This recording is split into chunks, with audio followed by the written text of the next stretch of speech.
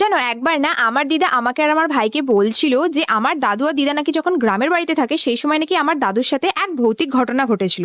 হয়েছিল এই একদিন নাকি আমার দাদু মানে রাত্রেবেলা আর কি কাজ থেকে বাড়ি ফিরছিল শ্মশান ঘাটের পাশ দিয়ে।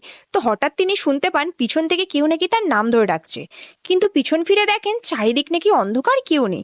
তো আমার দাদু নর্মালি ভয় না পেয়ে এগোতে শুরু করলো। কিন্তু এবার নাকি সেই ডাক আস্তে আস্তে অনেক জোরালো হয়ে উঠলো। এবার আমার দাদু মাটির দিকে চেয়ে দেখলো আস্তে আস্তে নাকি একটা ছায়া আমার দাদুর দিকে এগিয়ে আসছে। তো আমার দিদা বলছিল ওই সময় নাকি আমার দাদুর কাছে এক ধরনের তাবিজ ছিল। তো আমার দাদু না তখন সেই তাবিজটা শক্ত করে ধরে মন্ত্র পাঠ করলো আর ধীরে ধীরে ছায়াটা নাকি মিলিয়ে গেল। তো আমার দিদা বলছিল যে ওই সময়ের পর থেকে নাকি আমার দাদু সবসময় ওই তাবিজটা সঙ্গে করে নিয়ে রাখতো।